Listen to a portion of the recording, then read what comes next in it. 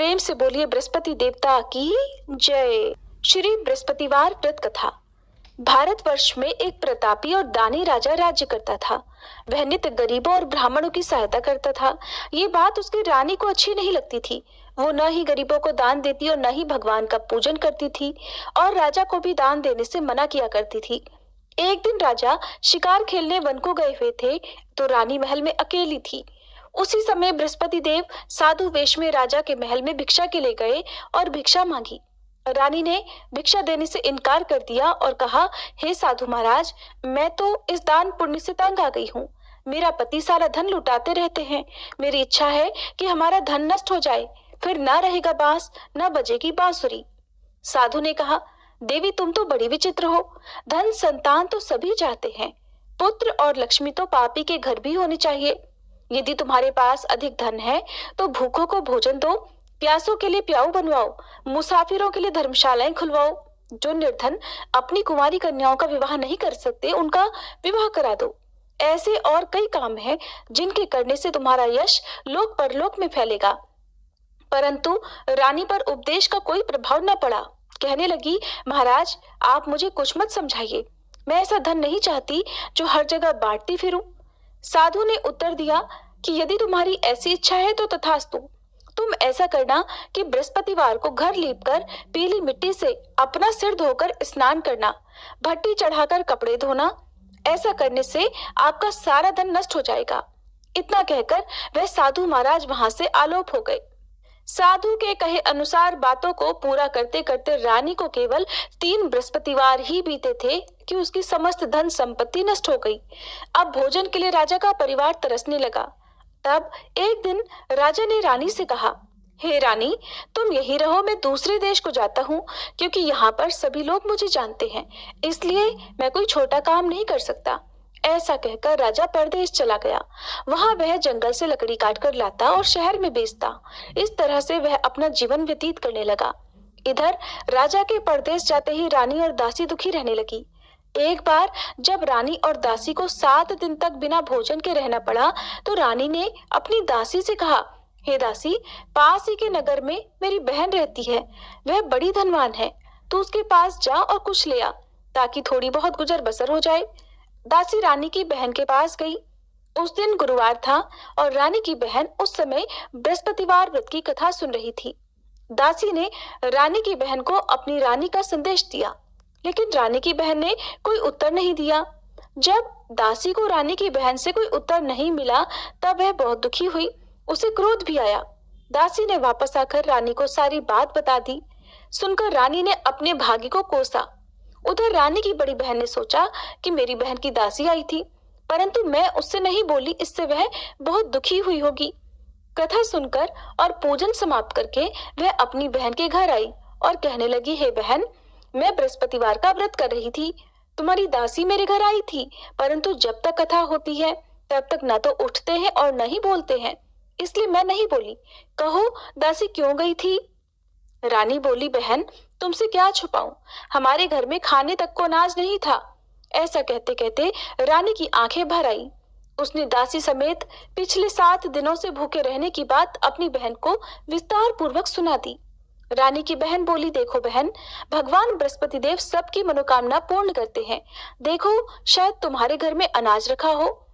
पहले तो रानी को विश्वास नहीं हुआ, पर बहन के आग्रह करने पर उसने अपनी दासी को घर के अंदर भेजा, तो उसे सचमुच अनाज से भरा हुआ एक घड़ा मिल गया। ये देखकर दासी को बड़ी हैरानी हुई। दासी रानी से कहने लगी, हे रानी, जब हमको भोजन नहीं मिलता तो हम व्रत ही तो करते हैं, इसलिए क्यों न इनसे व्रत की कथा और विधि पूछ ली जाए, ताकि हम भी व्रत कर सके। तब रानी ने अपनी बहन से बृहस्पतिवार व्रत के बारे में पूछा। उसकी बहन ने बताया, बृहस्पतिवार के व्रत में चने की दाल और मुनक्का से विष्णु भगवान का केले की जड़ में पूजन करे, दीपक जलाए, व्रत कथा सुने और पीला भोजन ही करे। इससे बृहस्पति देव प्रसन्न होते हैं। व्रत और पूजन विधि बताकर रानी की बहन अपने घर को लौट गई। 7 दिन के बाद जब गुरुवार आया तो रानी और दासी ने व्रत रखा।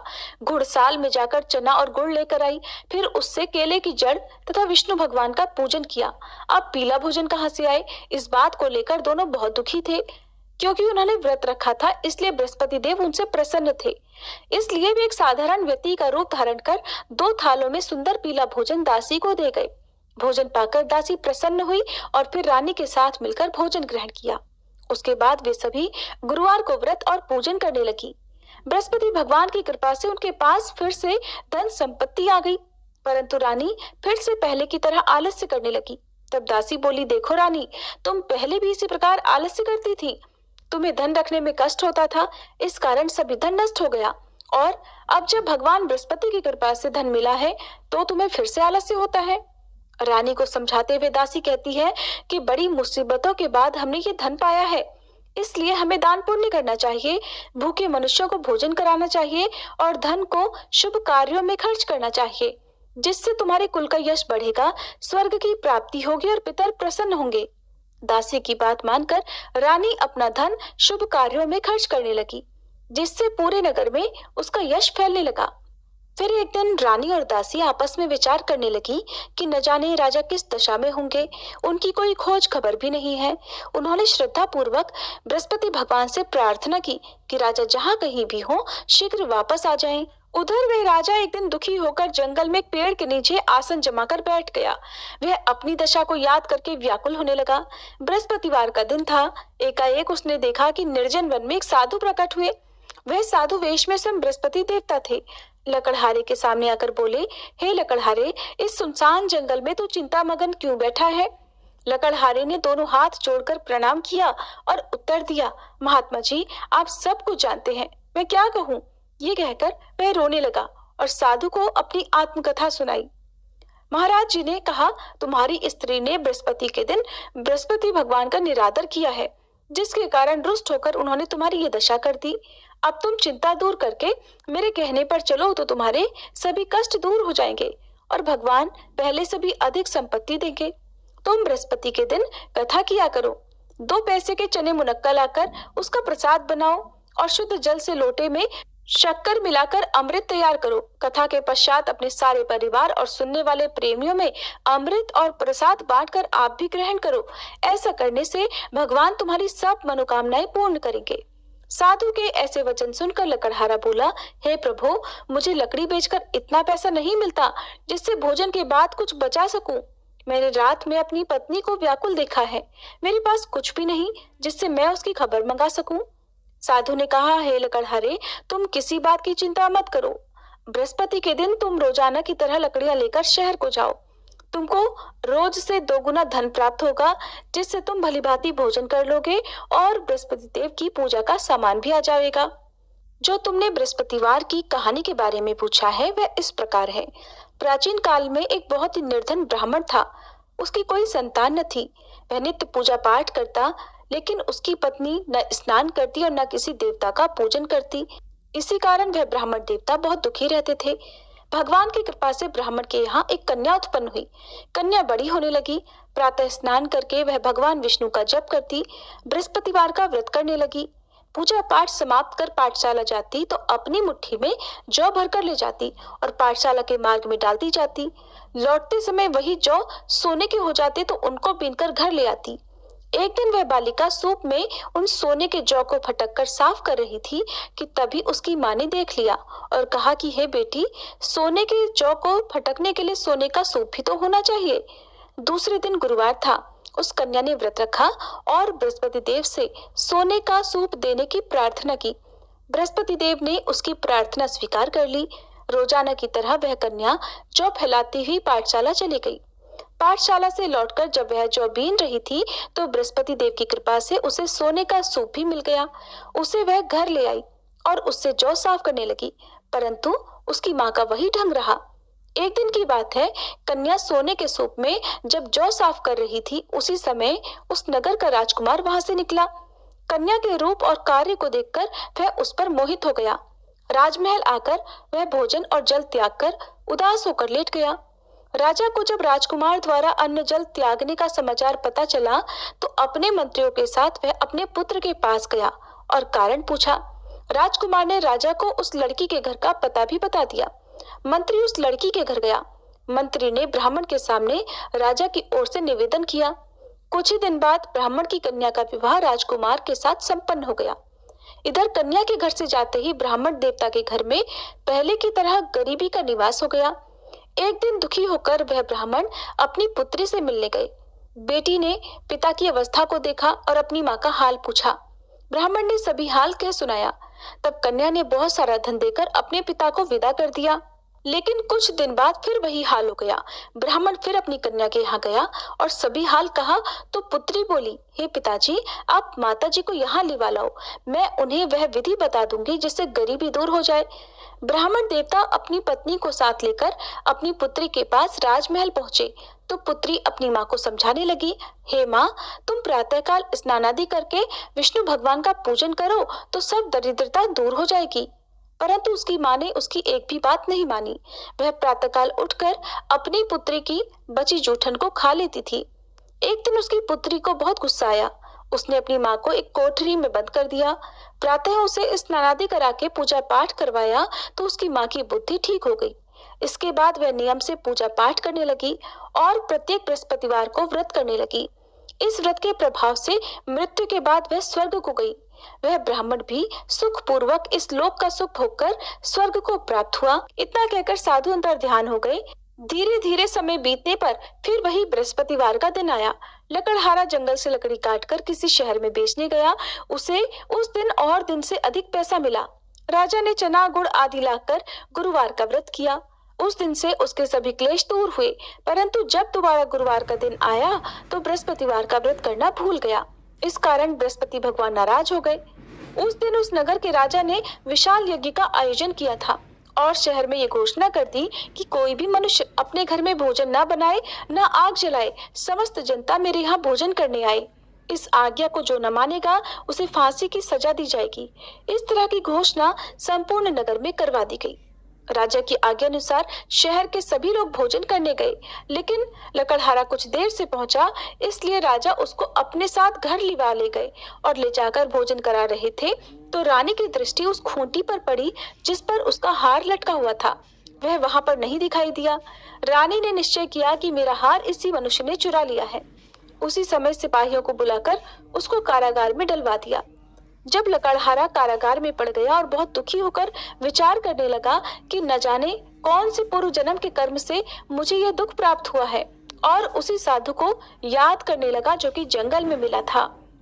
उसी समय तत्काल बृहस्पति देव साधु के रूप में प्रकट हुए और उसकी दशा को देखकर कहने लगे, अरे मूर्ख, तूने बृहस्पति देव की कथा नहीं करी, इस कारण तुझे ये दुख प्राप्त हुआ है। अब चिंता मत कर, बृहस्पतिवार के दिन कारागार के दरवाजे पर 4 पैसे पड़े मिलेंगे। उनसे तू बृहस्पति देव की पूजा करना, तेरे सभी कष्ट दूर हो जाएंगे। बृहस्पति के दिन उसे 4 पैसे मिले। लकड़हारे ने कथा कही। उसी रात को बृहस्पति देव ने उस नगर के राजा को स्वप्न में कहा, हे राजा, तुमने जिस आदमी को कारागार में बंद कर दिया है वह निर्दोष है, वह राजा है, उसे छोड़ देना। रानी का हार उसी खूंटी पर लटका है। अगर तू ऐसा नहीं करेगा तो मैं तेरे राज्य को नष्ट कर दूंगा। इस तरह रात के स्वप्न को देखकर राजा प्रातःकाल उठा और खूंटी पर हार देखकर लकड़हारे को बुलाकर क्षमा मांगी और लकड़हारे को योग्य सुंदर वस्त्र आभूषण देकर विदा कर दिया। बृहस्पति देव की आज्ञा अनुसार लकड़हारा अब अपने नगर को चल दिया। राजा जब अपने नगर के निकट पहुंचा तो उसे बड़ा आश्चर्य हुआ। नगर में पहले से अधिक बाग, तालाब, कुएं तथा बहुत सी धर्मशाला, मंदिर आदि बन गई हैं। राजा ने पूछा, ये किसका बाग और धर्मशाला है? तब नगर के सब लोग कहने लगे, ये सब रानी और बांदी के हैं। तो राजा को आश्चर्य हुआ और गुस्सा भी आया। जब रानी ने ये खबर सुनी कि राजा आ रहे हैं तो उन्होंने बांदी से कहा, हे दासी, देख, राजा हमको कितनी बुरी हालत में छोड़ गए थे।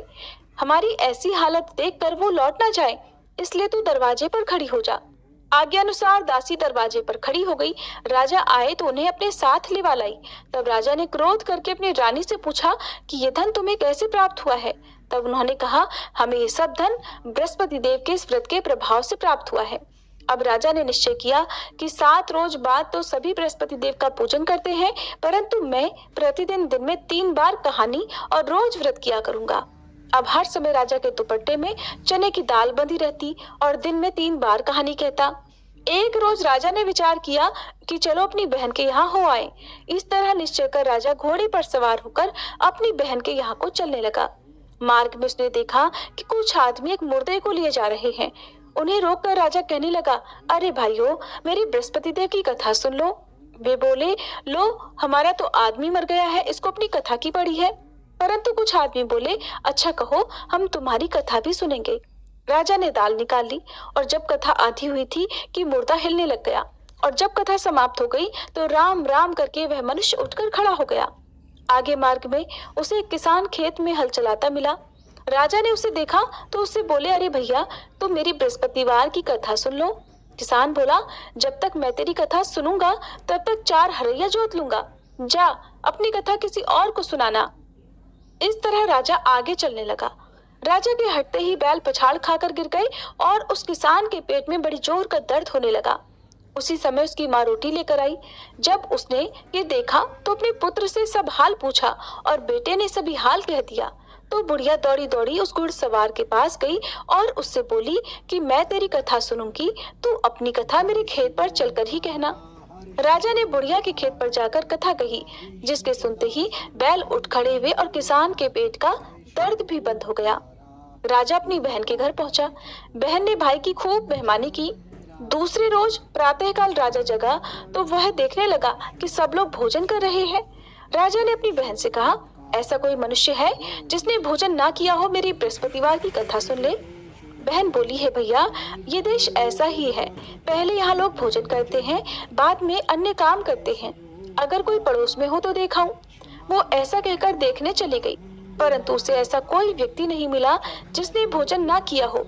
अतः वह एक कुम्हार के घर गई जिसका लड़का बीमार था। उसे मालूम हुआ कि उनके यहाँ 3 रोज से किसी ने भोजन नहीं किया है। रानी ने अपने भाई की कथा सुनने के लिए कुम्हार से कहा। वह तैयार हो गया। राजा ने जाकर बृहस्पतिवार की कथा कही, जिसको सुनकर उसका लड़का ठीक हो गया। अब तो राजा की प्रशंसा होने लगी।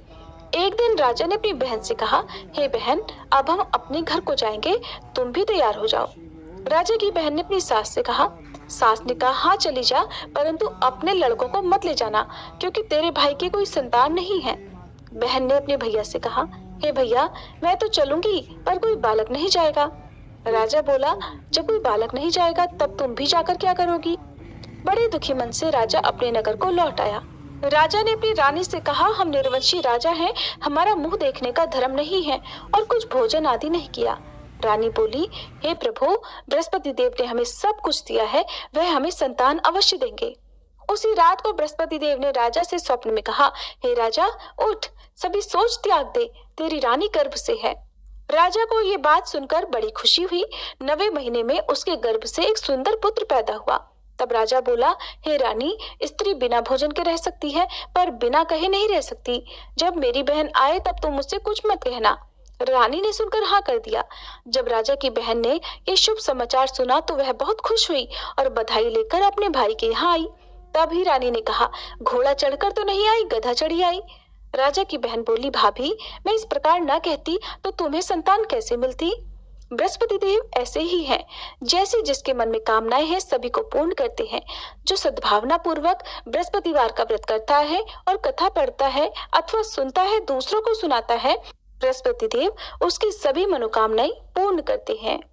प्रेम से बोलिए बृहस्पति देवता की जय। वैदिक पंचांग के अनुसार आज यानी गुरुवार 9 जनवरी को मासिक कार्तिगाई है। यह पर्व भगवान शिव को समर्पित होता है। अतः प्रातः काल से मंदिरों में भगवान शिव और कार्तिकेय जी की पूजा की जाती आ रही है। साथ ही मनोवांछित फल की प्राप्ति के लिए व्रत भी रखे जाते रहे हैं। इस व्रत को करने से साधक को सभी प्रकार के सुखों की प्राप्ति होती है। पौष माह के शुक्ल पक्ष की 10वीं एवं एकादशी तिथि पर साध्य एवं शुभ योग का संयोग बन रहा है। इन योग में भगवान कार्तिकेय की पूजा करने से साधक की हर मनोकामना पूरी होगी। तो चलिए आइए जानते हैं आज के दिन का पंचांग और शुभ अशुभ मुहूर्त के बारे में। आज सूर्योदय सुबह 7:15 पर होगा, वहीं सूर्यास्त शाम 5:42 पर होगा। आज के शुभ मुहूर्त ब्रह्म मुहूर्त सुबह 5:27 से 6:21 तक रहेगा। विजय मुहूर्त दोपहर 2:13 से 2:55 तक रहेगा। गोधील मुहूर्त शाम 5:39 से 6:06 तक रहेगा। आज के अशुभ समय राहु काल दोपहर 1:47 से 3:05 तक रहेगा। गुलिक काल सुबह 9:52 से 11:10 तक रहेगा। आप सभी लोगों का दिन शुभ एवं मंगलमयी हो। नमस्कार।